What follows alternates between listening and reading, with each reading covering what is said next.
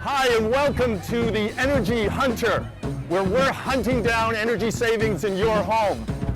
My name is Woody, and today we're at the Winchester Environmental Fair.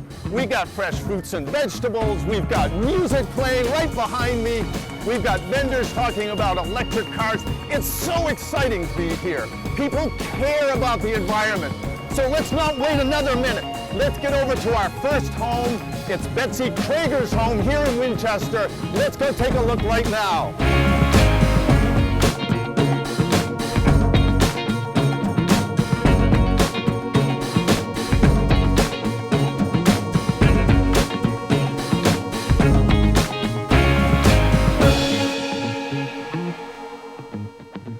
Good morning, Betsy. Hey, Woody. Nice to see you. Good to see you. Looks like you might have some bills there. Yeah. You know, they're never ending. Oil bill this time. Well, tell me what it says. Well, it tells me that I just got about 250 gallons of oil at about $2.41 a gallon. Ow. That's an ouch. That could be a whole winter of high heating bills.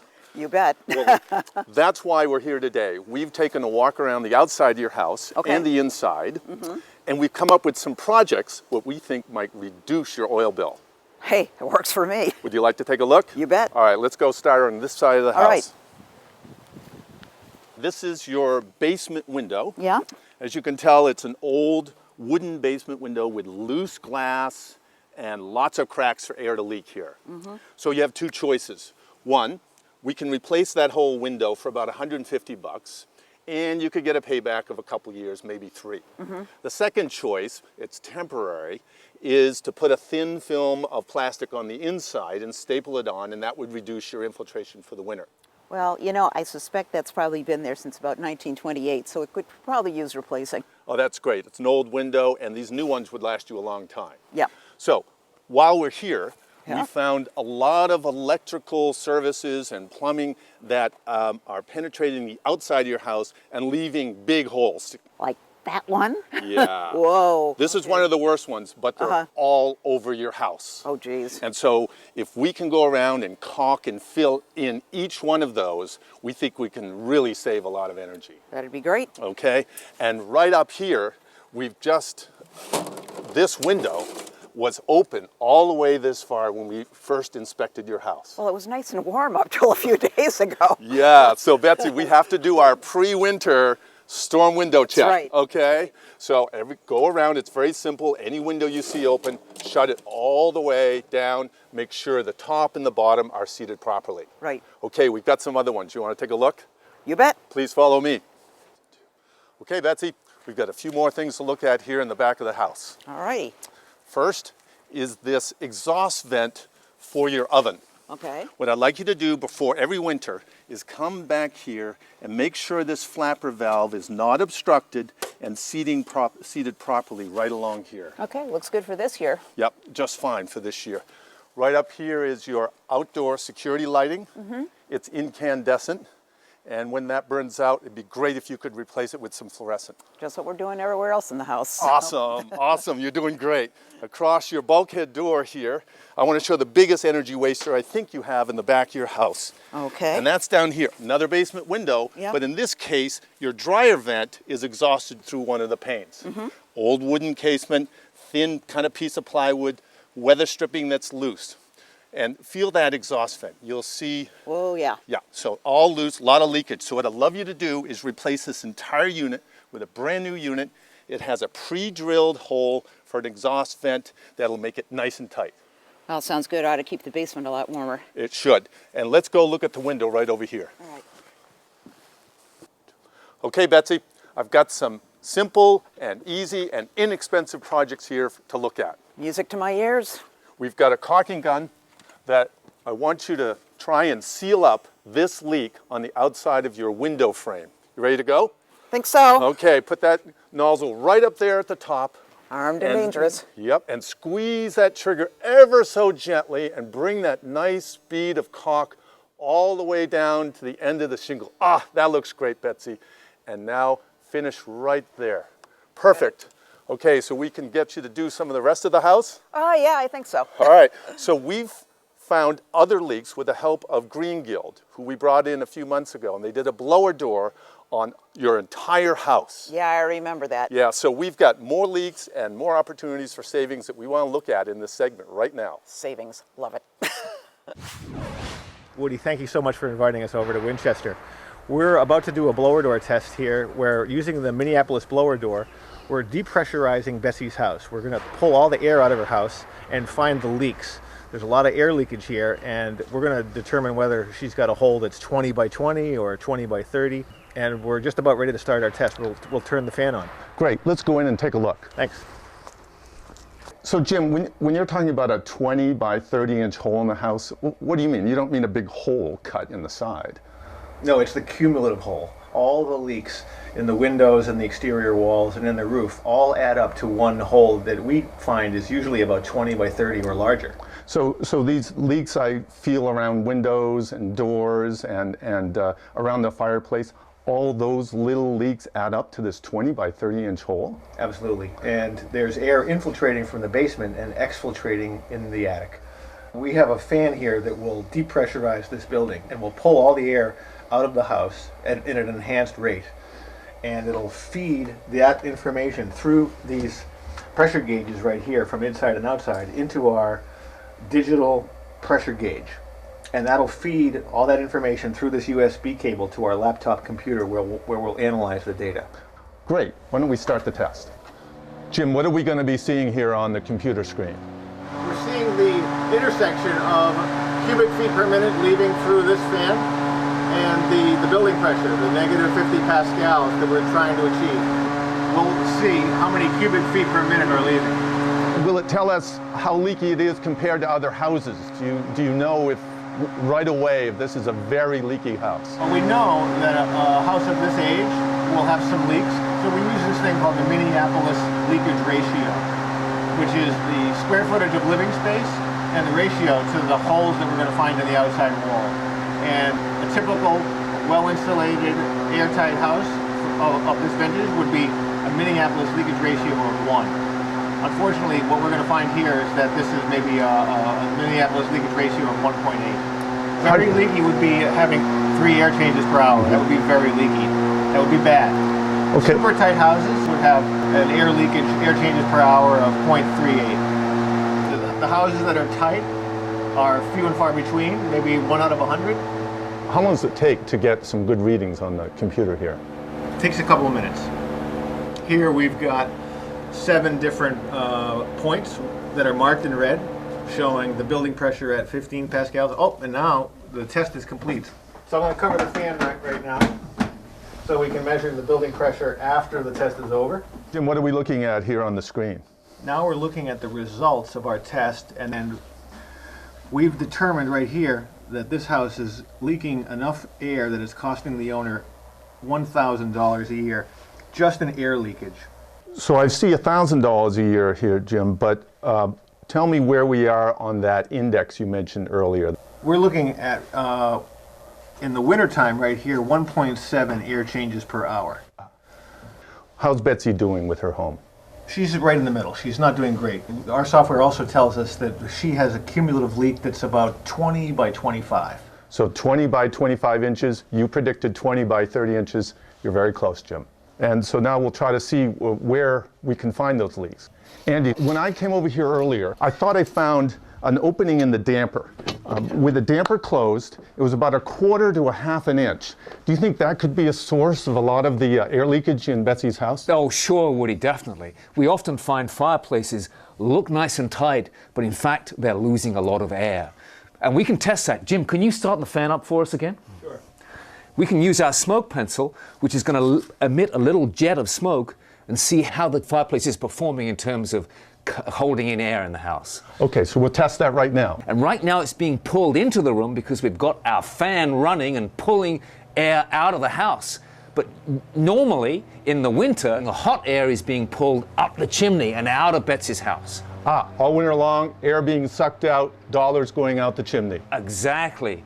And even though there's a nice glass screen here, even though there's a damper that's closed in the chimney, the hot air is going out of Betsy's house, dollars out the chimney. Great. So we found one thing that we can do to reduce the air leakage. I wanted to look at a door here in the living room. Could we go check that too? Let's do that. Okay, great. I was looking at this latching mechanism on this door. Do you think that's a problem? Oh yeah, you can see that, Woody. The air, again, is coming into the door through the cracks, all the way around the door, the side of the door, the top and the bottom of the door. Again, a very common finding is doors that aren't weather stripped effectively are real leakers. Doesn't look like it's a big leak, but you can see how this smoke is just being pulled straight into the room. Oh, that's great, Andy. One more project for us to tackle. I'd really like you to look at some of the windows in this house. Could we do that? Sure, and I'm going to grab my thermal camera and we can take a look through that. Wonderful, let's go check them. So Andy, we're here on the second floor and I see some channel locks here on the bottom. Is that sufficient for this window? Well, that's a really good start, Woody. And I'm very happy to see Betsy's put weather stripping on the window right here and at the bottom too. And that's doing actually a pretty good job of keeping air from coming in through the window. Great, and is there any other thing we could do with this window? Well, let me take a look through our thermal camera, and that's going to show the cold spots around the window. And in general, you can see it looks pretty good, but over on the right-hand side there's a very dark area. So I think if we use our smoke pencil and use our hands, we're going to feel some air coming in over there. Okay, so dark on the infrared means cold we have to be on the lookout for. Exactly. Great. So let's feel around the area of this. Oh yeah, around the pulley there, you can feel the cold air coming in. Have we got the smoke pencil, Jim? Thank you. And if we just push that there, yeah, you can see the air just blowing from that hole in the pulley. So where's that air coming from? Coming from the outside, coming through the wall, which is porous, leaky, and it's coming and finding a channel through to this cavity behind the windows. So there's an empty cavity in the back here. The air comes from the outside in here and then out the pulley. And comes out the pulley hole. And the good news is we can fix that little hole simply with a little pulley cover that'll help to stop that leakage. Wonderful. So we'll check all the windows in the house, treat them, and we'll eliminate yet another source of infiltration. Great. I was coming up the stairs, I saw with my thermal camera some real cold air around this little latch here, this cupboard here, and we want to check that out. Yep, there's a lot of cold air coming in around the edges of this little cupboard. So let's take a look inside and see what we got. Great, I'll open it for you, Andy. Oh yeah, man, you can feel the draft. This is very typical. You can see the pipework here. It's a pipework stack, and if we could look right down, we could probably see right the way down to the basement. It's running all the way from the basement to the attic, and it's again another highway for air, for heat to exit the house. So this air is being sucked from the basement and it leaves the house. Exactly, and this is where we can get in here and put insulation, rigid insulation here, ideally at every floor, and block off that highway. Wonderful. What else have you seen here? Well, the other thing in this hallway is right up above us. This is the hatch to the attic, and very often we see that these little hatches that look so innocent are letting air into the attic or out of the attic. And so even if you've insulated your attic, this is another trouble spot to look at. And so if we use our thermal camera, we can see a lot of cold air coming in around around the edges of this hatch area. And that's another simple thing to fix. And Andy, what do we do to fix this? We need to put some insulation on the top of the hatch and to seal the edges of the hatch, and that's a straightforward thing to do. So Jim, we've looked at the fireplace, the door, the windows. We've even gone up in the attic and found all those leaks up there. That's right. Can you tell me about how much money it would cost to fix all those leaks, and what kind of savings would we find here?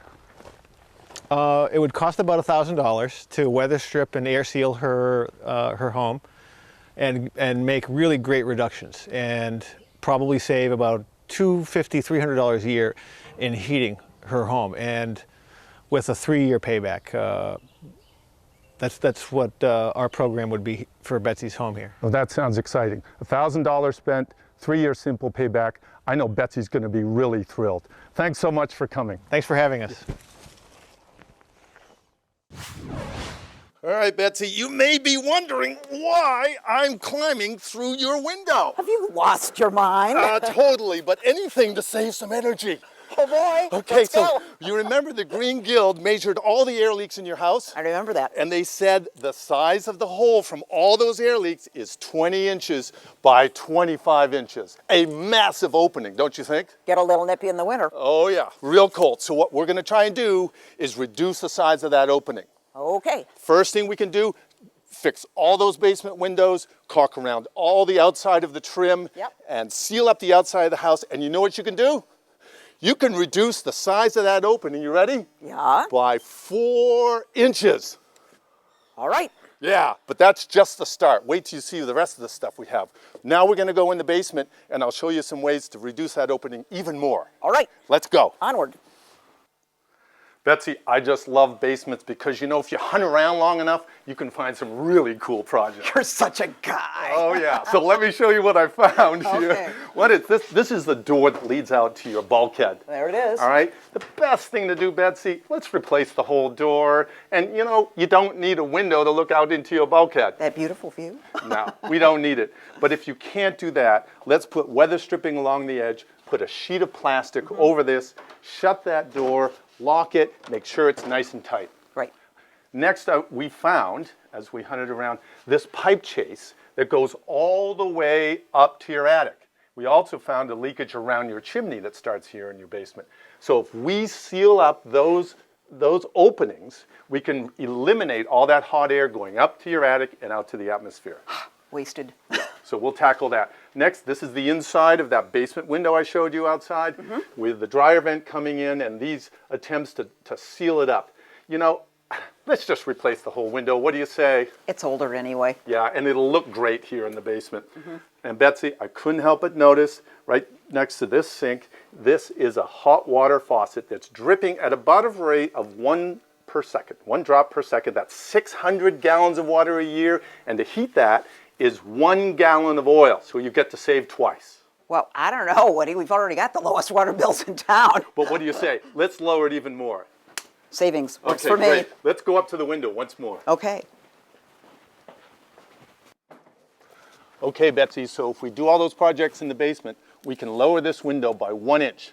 Okay. Ready? Give it a try.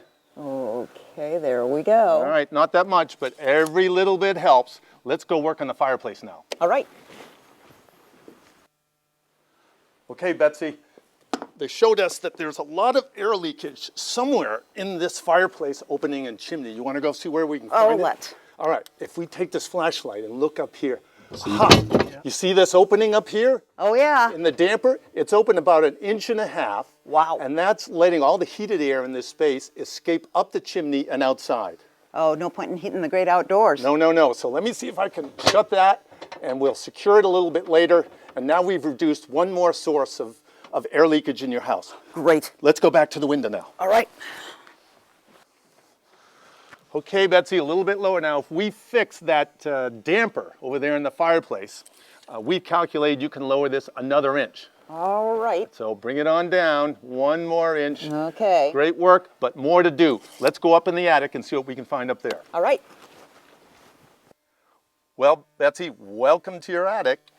Cozy little spot. It's great, and there's some projects we can take care of up here I'd like to talk you through. Okay. First, if you're in the, remember we were in the basement, and we talked about the air leakage around the chimney and the pipe chase. So while we're up here in the attic, as well as the basement, we can seal up those cracks so that the air is not moving up here. Right. Okay, and we can also do it around your air conditioning duct behind me. Okay. So that takes care of the air leakage. Next is the insulation. A great bat of insulation you have up here, but unfortunately some of your contractors have moved it around, and instead of a full 18 inches, you're down to about 8 or 10 inches. Okay. So I'd love to see us come up and even out this blanket of insulation to a total of 18. Okay. And it's possible to check out some other types of insulation. Okay. I brought up here, instead of fiberglass, I brought some cellulose, which is ground up newsprint, Okay. coated with a fire retardant, and it can be blown in just like your fiberglass and create equal the thermal barrier that you need. Okay. Or if you want to get a little funky, Okay. I found this stuff in the store the other day. This is ground up jeans or denim. And what they do after they grind it up is they coat this with a fire retardant And you can use this in your attic now. This is all rated and approved by the federal and state authorities. So a couple of choices here with insulation. Yeah, so you mean we could actually have a high fashion attic? Yeah, we could. And a big fashion show. Well, right behind you, though, Yep. is the duct from your bathroom shower vent. That doesn't belong there. No, it doesn't, Betsy. Hello down there. What happens now is the moist air from the shower is being exhausted into your attic, Not good. and we don't want that up here. So, a fairly simple exercise, reconnect that to the vent that was originally intended somewhere here in the attic. Right. And next, I want to talk about, in general, the ventilation up here in your attic. You've already told me that you've installed soffit vents along the ridges, or along the soffits along the side, and that's fabulous. But what's happened is the insulation has been pushed back and covers the soffits and has reduced the airflow up through them. So we want to go over there, inspect all those bays, and make sure we get nice, easy airflow up through the soffits and into the ridge vents. Okay. And during that process, if we think we need to increase the amount of ventilation, we can adjust it there too. Right. So we've covered a lot of opportunities up here. I think we need to go back down and shut that window. Well, just a couple of questions Okay. here. I'm wondering, because we were just talking about getting some more insulation here around the air conditioning opening here. And I was just wondering, down below, is there any way of closing that up during the winter so that we're sort of really, closing that off for the season? Sure. There's a way to do it, but I want you to remember to undo it when you do it. So we'll take the register that's in the hallway off. We'll put a sheet of plastic, which will reduce or eliminate the air that's going to move up here into your air conditioning ducts. And that, too, will save you a lot of energy. But, Betsy, we have to remember pre-air conditioning season to take that off. We'll put a little sign right where it has it on the thermostat. All right, that's a great idea. Now we ready to check that window? You bet. All right, let's go down and see what we find. Okay, Betsy, if we do all that work in the attic, we can lower this another 8 inches. You ready to do it? Yep. Okay, bring it on down. Keep going, keep going. It's getting smaller and smaller right there. That's fabulous. In these old houses, you can't get much smaller than this. Well, that's great. So we did a fabulous job. Good work. Cost-effective savings. That's what I like. Well, Betsy, we're back down here in your basement, one of my favorite places. Oh, I know. Here we go. So we're going to talk about your boiler for a second. I love my boiler. I know. And you know what? You should. It's doing pretty darn good, this little baby. It is. You've got a new burner. The boiler's relatively young, and it looks pretty darn efficient. In fact, the test you did in February shows an 84.5% combustion efficiency. That's just great for this system. Great. So, but my only suggestion, though, is this was done in February. You probably ought to have this clean out and tune up done in the fall, October-ish every year. Okay. Well, we get gotten a little bit behind, so. Well, that's great. We still have time to do it. And when they do the clean out, they'll check your burner. They'll probably put in a new nozzle. They'll clean out the heat exchanger on the inside and make sure all this equipment is working just perfectly. Well, I've got a question. We've been talking a lot about, things we can do to save energy. But, what I'm wondering about is, what's the real impact on the environment? What's our carbon footprint impact? Oh, I'm glad you brought that up. In fact, we've calculated that if you do all the work that we recommend, you should reduce your oil bill by 200 gallons. Wow, that's really a lot. That's like 20%. Yeah, it's a huge amount, and it's really worthwhile. So 1 gallon of oil burned here puts about 22 pounds of CO2 in the atmosphere. Wow. And to make that more realistic, I've put it in my favorite unit of measure, which is cinder blocks. Oh! So everyone knows a cinder block, so we've calculated that if you reduce it by those 200 gallons, you're going to put 200 fewer cinder blocks of CO2 in the air.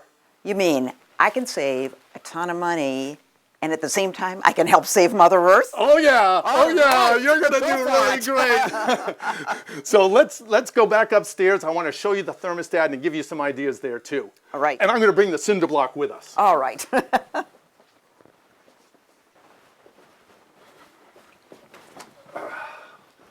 So are we going to lose a little bit more carbon footprint? Woody? Yeah, I'd be glad to put this down and talk about a way to save some more. Works for me. All right, let's talk about your thermostat a little bit, Betsy. Okay. Could you tell me your nighttime and your day settings for your thermostat? Sure. Nighttime we usually keep it at around 62 and during the day around 68. Oh, great. So I've got an idea. Yeah.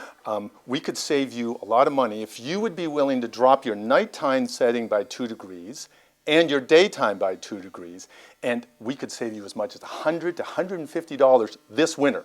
I'll tell my husband. Evening out. That would be great. What do you think? Works for me. Okay, let's try. Okay. That's it. Perfect, Betsy. So Betsy, we've thrown a lot of ideas your way, so let me try to summarize. Okay. First, with the help of Green Guild, we found a lot of air leakage in your house, and if we can seal all that up, we can find a lot of savings here. I'm feeling warmer already. That's great. And next, we talked about evening out that blanket of insulation in your attic and making sure that's all nice and tight. Great. And lastly, we talked about heating system and how to reduce your oil use in your home. Terrific. So the good news is, if we add all this up, we think we can reduce your energy bill from 20 to 30% with a 3 to 4 year simple payback. Wow. Based on last year's usage, that'd be like $200 to $300 a year. A lot of money. Yes. And your favorite topic, we're going to reduce your carbon footprint. Literally tons and tons and tons of CO2 will not be emitted if you implement our recommendations. Wow. That's really important. We need to do that for the town. Yes, and for our world. So We do. all around, I think it's a winning project, and thanks so much for having us here today. You've been great to let us snoop around your house and hunt out energy savings. Well, thanks for coming. I really appreciate it. You're welcome.